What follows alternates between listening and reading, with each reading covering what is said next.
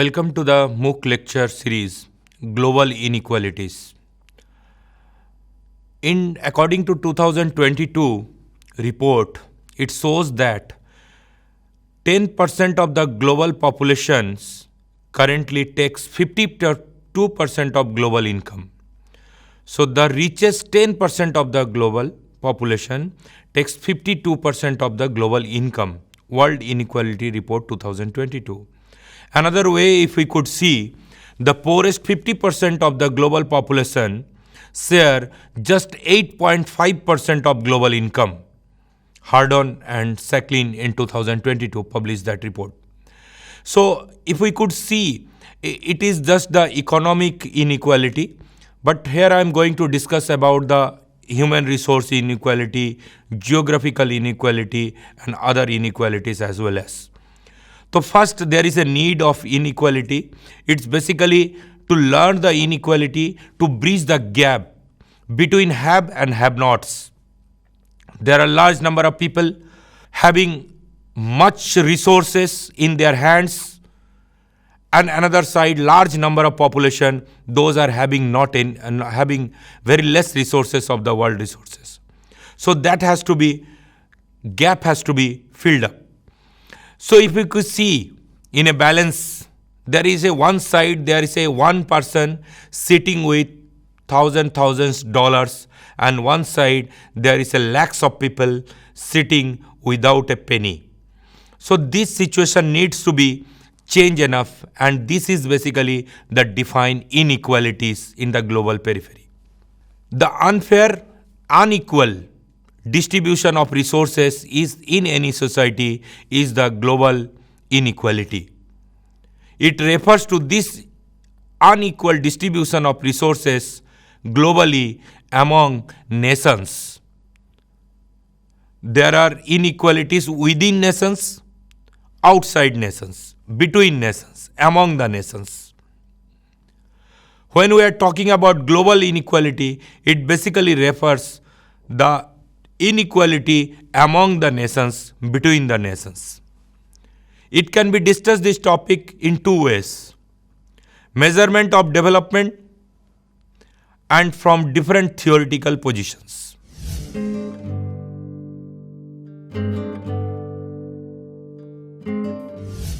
Now, measuring the global inequalities.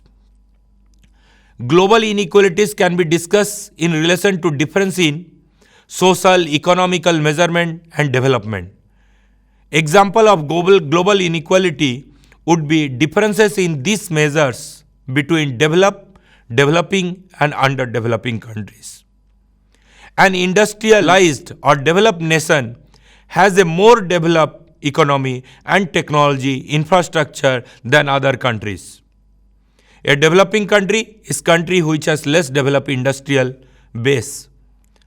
A country that is underdeveloped would be one of that economically has low levels of economic output, consumption and wealth.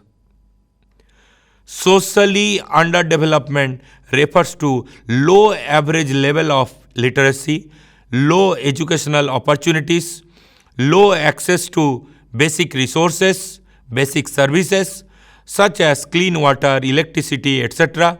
It can be also referred to the process of fewer civil freedoms and fewer legal rights. Now there is a debate, and how this debate goes on.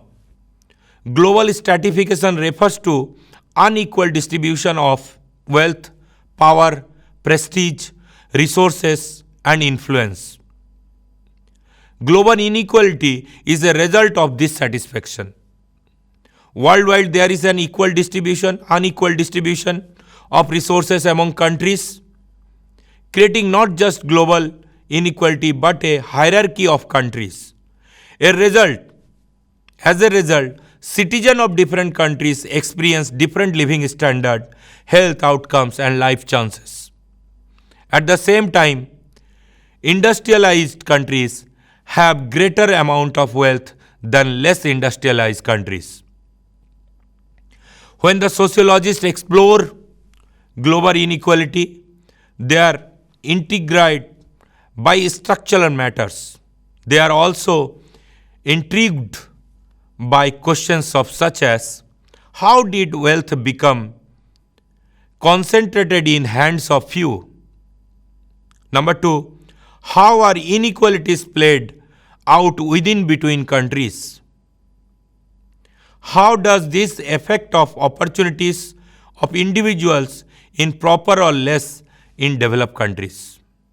So these few questions, if we triggered it up and we inculcate, we can get a better understanding of inequalities in the global periphery.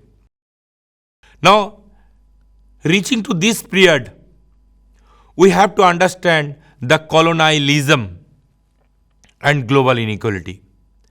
Global inequality has the exaggerated by historical events, dispute and exploitations, such like as the British colony rule in the among the developing countries or underdeveloped countries. For a long time, Middle East countries, Africans develop own economies. The many developed countries such as Britain, France, Belgium, Spain, they have dominated the other countries. In that way, there are various theories has came up, among them Marxian theory, who talk about how to distribute the resources among the people. But same time, it has been felt that wherever the countries has established their government based on the Marxism idealism, the inequality among the countries, between the countries has increased enough. Such like as when Soviet Union ruled or was most powerful, attempted or grabbed most of the resources, same like as China, the trying to capture all over the global resources in terms of land, in terms of technology, in terms of economy, in terms of minerals, water, port, whatever the things are concerned.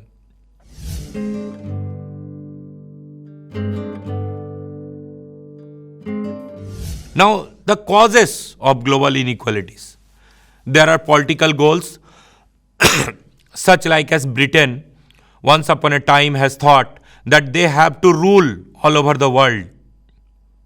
So that is the political goals.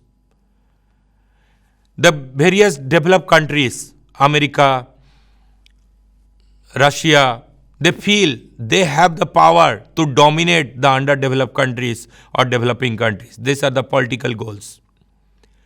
Exploitation of poor countries, same like as using the Sri Lanka port for the trade of Southeast Asia by building their port in the Sri Lanka and giving them loan at the high level of interest rate.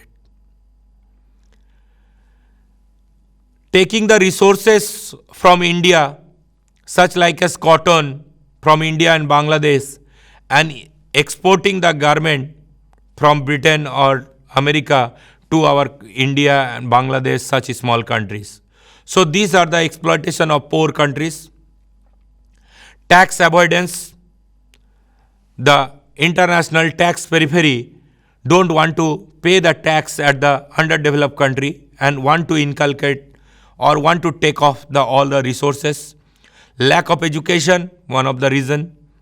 Another reason is lack of innovation, gender inequality, insecurity regarding property rights, low investment incentives for farms, low living quality, regional factors, the location, isolation stage, the trade points are various far away, conflicts, famine, consumption of liquor and behavior attitudes and natural disaster. So these are the few major important components of global inequalities. And now it gives an example. Suppose if we see the Bangladesh, most of the part of Bangladesh is surrounded by India and few part is Burma and the remaining is Bengal Ocean. Now every year the increase of water level is demolishing this country. Most of the time goes on the flood. So these are the natural calamities which make the country poor.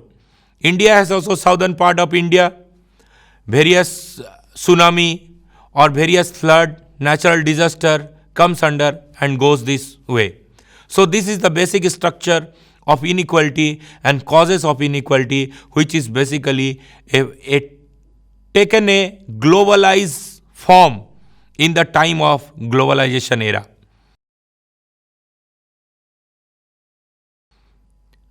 Global inequality effects. There are various form of effects of global inequality. First and foremost important factor is effect on global inequality is poverty, starvation, lack of access to education, bad working condition, radical movements, migration, health effects, social tension, increased probability of conflict, frustration and drug use. So when the inequality comes, these are the components which affect the society. Now how theoretical aspects reduce this effect of global inequality? How our theoretical academician has established various theory which by using this theory, by knowing this theory, by adopting such theory, understanding about the global inequality, a country can come out from the global inequality to the equal position of the developed country. From a underdeveloped to developed country, from a developing country to the developed country, how it can be come out.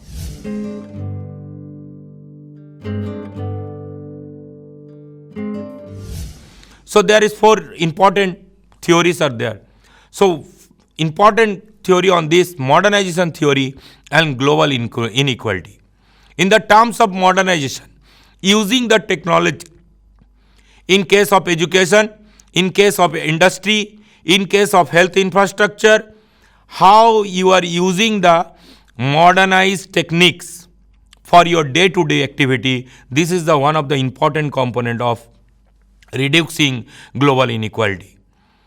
By, by using this technology doesn't mean that whatever the traditional knowledge and techniques you have, that has to be demolished. It has to be blending with the modern techniques with your traditional knowledge base. Such like as country, India, where there are large number of ethnic medicines, there are various plants which can build the medicine, and how technologically a patent or a proof, a research, concrete research for this traditional knowledge base can happen, that can lead to the development. And same happen when yoga has been celebrated in 121 countries in worldwide. A knowledge of traditional, a knowledge of heritage, yoga now has been marketed worldwide, and the most of the country are looking for a yoga teacher from India. In the various schools have started yoga kind of things. So it's an example of India, but how this technique can be proven theoretically as well as practical, present modern research methods, that has to be looked into that. And the second important component is, theoretical component is neoliberalism and global inequality. The neoliberalism is called about the how country is corruption free, how the people build a mechanism where there is no corruption or people are morally active for their country. Suppose, as an example we have seen, after the Hiroshima and Nagasaki, Japan has rebuilt themselves and advanced themselves technologically to reach the developed state criteria. So this is the people criteria, the corruption free, the motivation, the nationalism, how it can be built the nation to a developed country, as like as India presently has been seen through its various form to develop the nation by using the cheap technology, by using the various modern technology, innovation ranking establishment, institutional upliftment, such like as ISRO or other space research institution, DRDO kind of things. So this is neoliberalism and global inequality. And the next is Collier's bottom billion theory and global inequality. It talks about more a neo-modernization theories. Paul Collis in 2007 said, bottom billion theory is arguably a more nuanced view of global development. He explained, global inequality is an approach that combines some elements from both neoliberalism thinking and modern liberation principles. So blending these two, one side the morality, one side the nationalism, and using the modern techniques and tools for the development process that can reduce the inequality. So this is Collier's bottom billion theory. And the third is the development trap. Why it is talking about that there is a need of how to overcome this development trap. By the name of development, using the technology, that doesn't mean that is the best technology. As an example, we have seen that during the time of COVID, China has developed one vaccine and the efficiency rate of that vaccine is only 27%.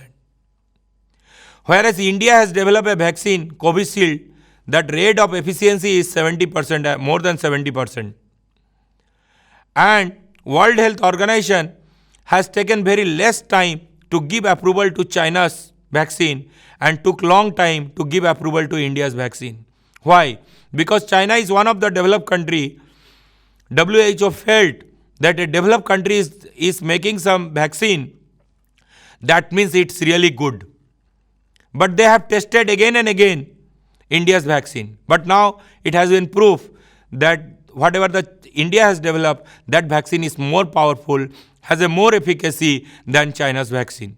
So it's a comparison, but it shows that we should not, a developing country or an underdeveloped country should not put in a trap of development trap. So this theory, Paul Collis rightly said, that it's basically bottom billion. Next is conflict trap. When a country is trying to develop, the developed country want to dominate them by increasing their inside conflict in various way.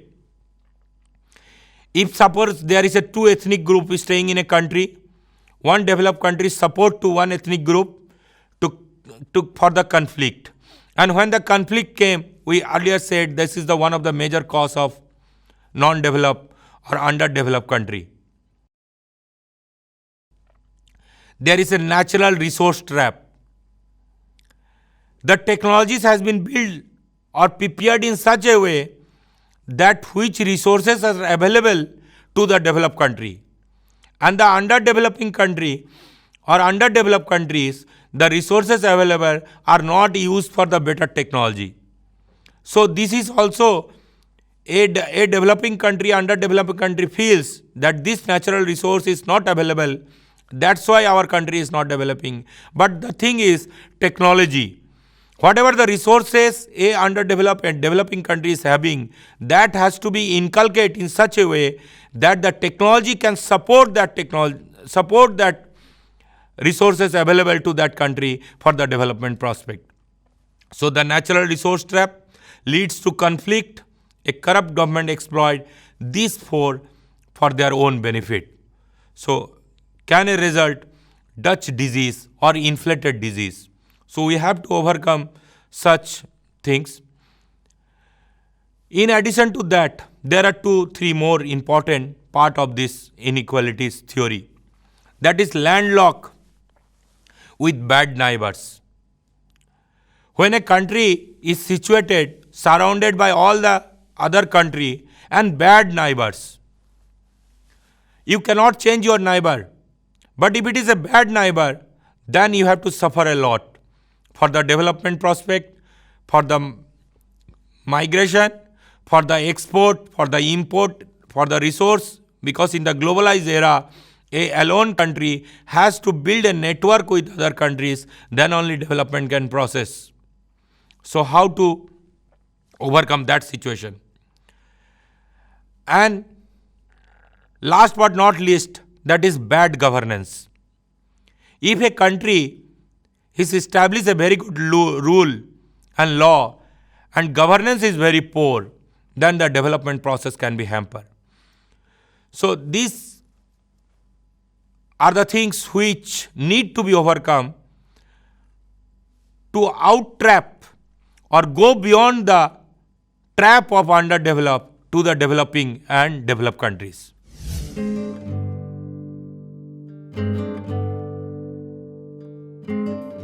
After the theoretical understanding of inequality and how these theoretical aspects and learnings can reduce the inequality, we need to understand the power structure. Because in inequality, power has created and able to a very crucial and important role in this. And then what is power? Power does not belong to a person, one person. It exists in relationship between people and group of people. These powers relationship can be visible and obvious, but are often hidden and converted. So to understand the power and use this power to reduce the inequality is the crucial and important thing. So now 4 types of powers are there. One type is called power over, where some are able to influence the others. That is called power over. Power 2, where individuals are broadly able to organize and change existing hierarchies. That is power 2. And power with, the collective power of communities. Gather something, gather the community and change something. That is power with.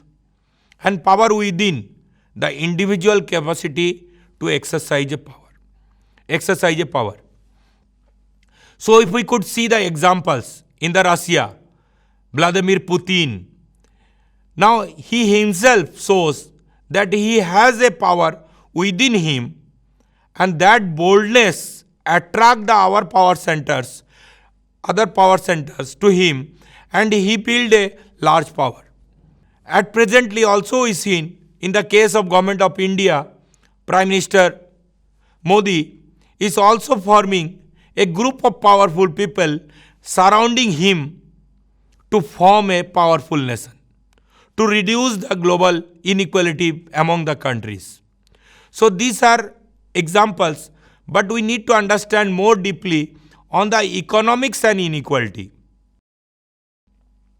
Economic inequality refers to the disparities among individuals, income and wealth. And we have started that large number of people are with have-nots and few people are having everything.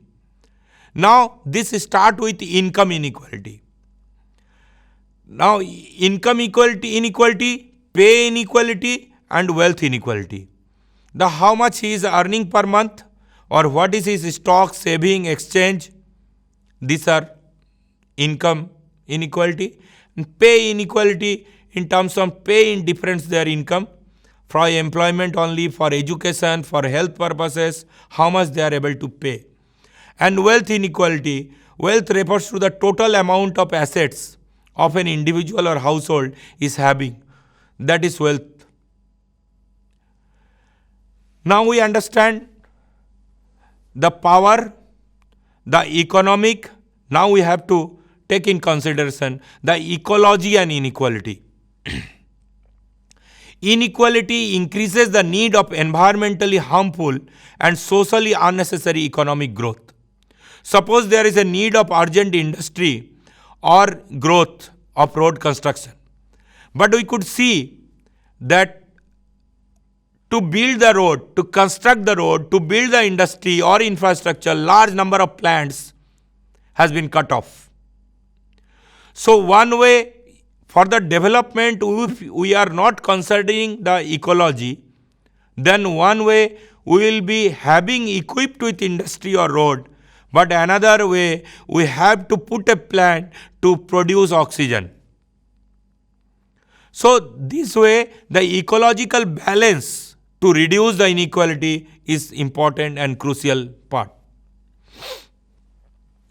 Injustice in cycle, linking environmental and inequalities, the rise of environmental inequalities, nurturing injustice from environmental inequalities to inequalities via institutions, social ecological disaster. So there are various forms of ecological inequality. When we are considering the reduction of inequality, the ecological consideration is also important and crucial. Another is power, economy, ecology. Along with that, social, cultural and inequality. The socio-cultural aspects of a country has the economic power, has the capacity to build that nation by the name of tourism, by the name of culture, by the name of heritage, by the transferring them to economic aspect in various way. So that is also a important component, the socio-cultural prospect. By combining this power, economic, ecological and socio-cultural, four players are the major player, these four major players. If we are able to play an important role and crucial role, how to play among them, within them, then a country can go out of this inequality to the, and from the underdeveloped to the developing country, from the developing country to the developed country. So for that reason, we can conclude in that it's in that way that within the context of internationally agreed development goals, first time in 2030 agenda includes targets to reduce inequality based on income. And the next, income inequalities had increased in most developed countries. In the America, China, Britain, Canada, if you see, the large number of people are having less income and the few people are occupying the nation's 40 to 60% of resources. In now present situation, we have seen that Britain economy is going to collapse only for this reason. Very few number of people, only 5% people are occupying the 60 to 70% of the resources of most of the developed nations.